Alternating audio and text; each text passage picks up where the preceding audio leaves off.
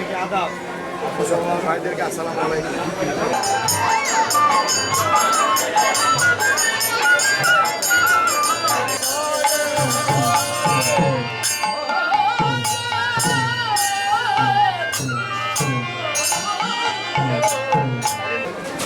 সবাইকে আদাব, মুসলমান ভাইদেরকে আসসালামু আলাইকুম।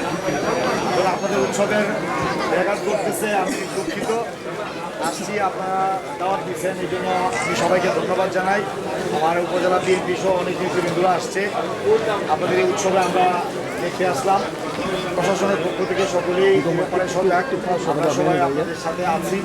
বিশেষ করে আপনারা জানেন যে আমরা কে কোন ধর্ম সেটা বড় কথা, সবার উপরে মানুষ সত্য, তাহার উপরে আমরা সবাই মানুষ। সেক্ষেত্রে আজকে এখানে সনাতন ধর্মাবলীর যে উৎসব হচ্ছে, সেই উৎসবে আমরা আসতে পেরে আসলে আনন্দিত। আপনারা উৎসব উদযাপন করেন, আমরা সবাই আপনাদের সাথে আছি, পাশে আছি। শুধু তাই নয়, পরবর্তী সময় ভবিষ্যতেও আমরা আপনাদের এইবার যে দুর্গাপূজা গেছে, প্রত্যেকটা দুর্গাপূজার যে মণ্ডপগুলো আছে, আমরা যতটুকু সম্ভব চেষ্টা করেছি। আমাদের 24টা মণ্ডপে আমরা ওইভাবে হিন্দু সম্প্রদায় যারা ভাইয়েরা আছেন সবার সাথে আমরা বসছি, আলোচনা করছি। আমি শরীফুল আলম, আমি বিএনপি থেকে নমিনেশন পেয়েছি ধানের শীষের মার্কা আগামী নির্বাচনের সামনে। যদি একটা ধর্মীয় উৎসব, আমি আপনাদের সকলের আশীর্বাদ চাই। আপনারা সকলেই অনেকেই মায়ের মতো, অনেকেই বোনের মতো, অনেক মুরব্বীরা আছেন বাবার মতো। সবার কাছে এটাই বলবো, আজকে উৎসবের দিন আমার জন্য আশীর্বাদ করবেন।